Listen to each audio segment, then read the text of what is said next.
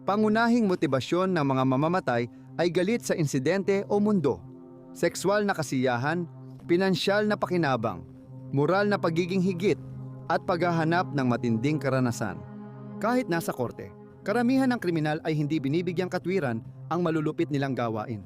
Kahit tingin nila ay tama sila, ngunit ginawa ito ng mga mamamatay na ito. Sa video na ito, susuriin natin ang mga mamamatay na sinubukang bigyang katwiran ang kanilang mga krimen.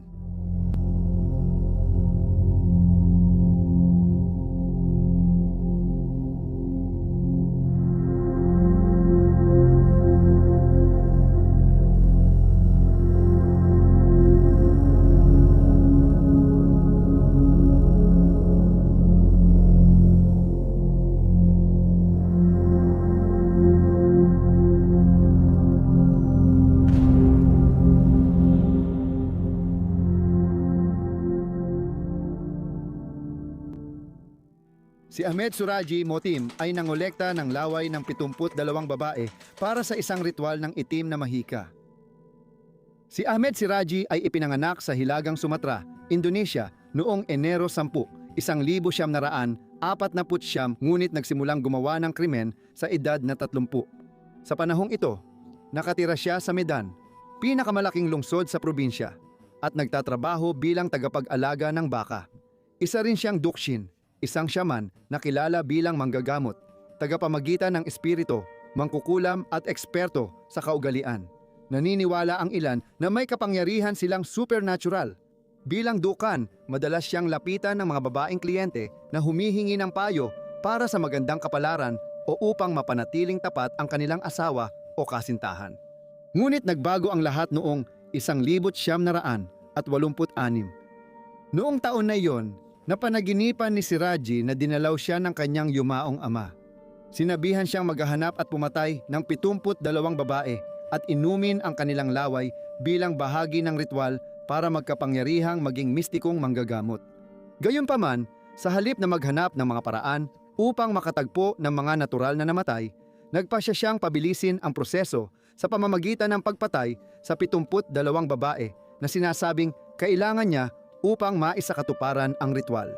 Sinabi niya, "Hindi naman direktang sinabi ng ama ko na pumatay ako, kaya iniisip kong matatagalan pa ito kung maghihintay ako para sa 70 babae. Sinikap kong makuha agad ito, kaya nagboluntaryo akong pumatay." Sinamantala ni Siraji ang tiwala ng kliyente, inakit sila sa taniman ng tubo at nagkunwaring ito ang simula ng solusyon sa kanilang problema. Karaniwan niyang ibaon hanggang baywang ang biktima bago sakalin at patayin sa kailibing sa parehong taniman ng tubo. Nakaturo ang ulo ng mga biktima sa kanyang malapit na bahay at hinubaran niya sila bago ilibing para mapabilis ang pagkabulok ng katawan. Nabunyag ang lahat mahigit isang dekada ang lumipas. Noong Abril 24, 1977 nang humiling si Sri Kamaladewi, 21 kay Rickshaw Pula, 15 na dalhin siya sa isang dukan. Hiniling niya rito na panatilihing lihim ito at hindi na kailanman humiling na sunduin siya.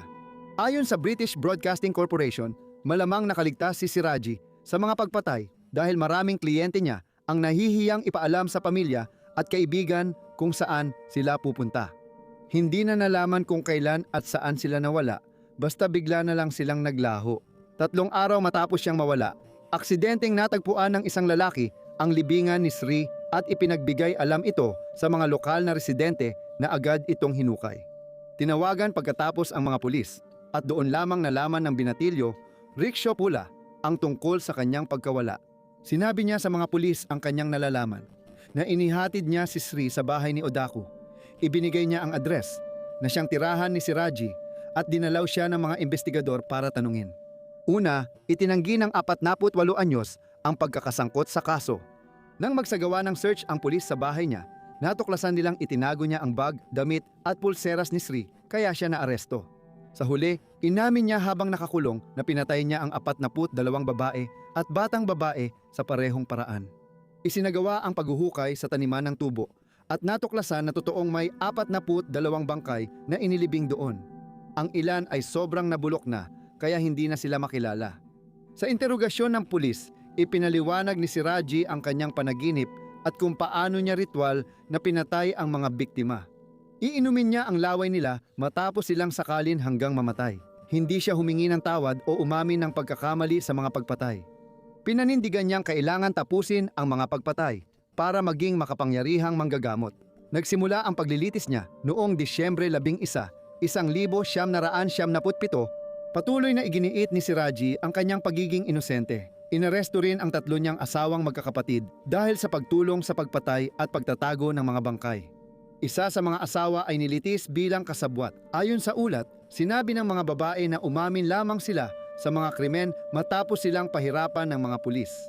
Matapos ang mahabang paglilitis, napatunayang nagkasala si Siraji noong Abril 27, 1978 at hinatulan ng kamatayan sa firing squad. Ang asawa na nilitis bilang kasabwat ay napatunayang nagkasala rin at hinatulan ng kamatayan, ngunit kalaunan ay pinalitan ang kanyang sentensya ng habambuhay na pagkakakulong. Bago siya mamatay, hiniling niyang makita ang kanyang unang asawa at ito'y pinagbigyan. Sinabi niya kalaunan, ang itim na mahika ay galing sa Diyos. Wala na ito sa akin, nagsisi ako at umaasang mabigyan pa ng pagkakataon mabuhay. Tinanggihan ang pakiusap ni Siraji at siya ay binitay sa firing squad noong Hulyo 10, 2008. Ililibing ang kanyang bangkay sa pampublikong sementeryo sa mga susunod na araw. Kinansela ng mga autoridad ang seremonya nang malaman nilang mahigit 100 kamag-anak ng mga biktima ang nagbalak guluhin ito. Motibo ni Said Hanale: pumatay ng mas maraming mga prostitute hanggat maaari upang linisin ang mga lansangan. Ipinanganak si Said Hanale noong bandang 1962 sa tinatawag noon na Imperial State ng Iran. Sa mga panayam, sinabi ni Hanale na ang kanyang ina ay marahas at inabuso siya pisikal at emosyonal noong bata pa siya. Ikinuwento niya na minsan sinusubukan ng kanyang ina na kagatin at tanggalin ang laman ng kanyang katawan at kamutin siya ng malalim hanggang dumugo. Inilarawan ng mga tagapanayam si Hanale bilang tapat at simple, ngunit hindi gaanong matalino. Nagsimulang pumatay noong 2000, kasal siya at may 3 anak. Dati siyang voluntaryo sa digmaan ng Iran at Iraq at ngayon ay nagtatrabaho sa konstruksyon. Kaunti lang ang alam tungkol sa buhay niya, bukod sa mga krimen niya. Noong Agosto 7, 2000 unang pumatay si Hanale nang patayin niya si Hazara Karimpur, 30 taong gulang. Siya ang naging una sa sunod-sunod na 16 na kababaihang pinatay mula noon hanggang Hulyo 2001. Ang mga pagpatay ay nakilala bilang spider killings ng Iranian media. Dahil kilala ang mamamatay tao sa pag-akit ng mga babae papunta sa kanyang bahay, pagsakal sa kanila hanggang mamatay, at pagkatapos ay itinatapon ang kanilang mga bangkay. Ang karamihan sa kanyang mga biktima ay mga babaeng nagtatrabaho bilang sex worker na nag-ooperate sa loob ng lungsod ng Mashhad, isang partikular na relihiyoso at banal na lugar sa bansa.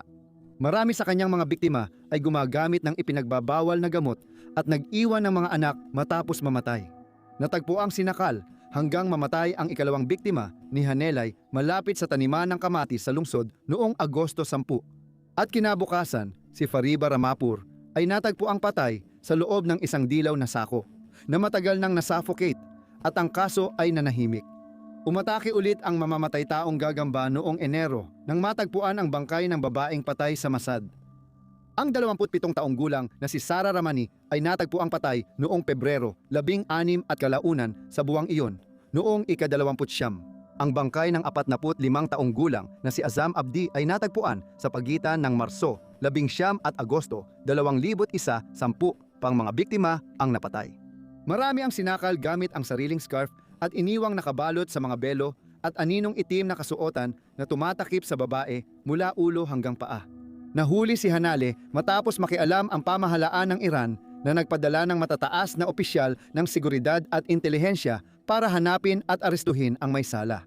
Ayon sa The New York Times, marami pa ring Iranian ang naniniwalang mabagal at pabaya ang pulisya dahil kontrolado sila ng mga konserbatibong relihiyoso.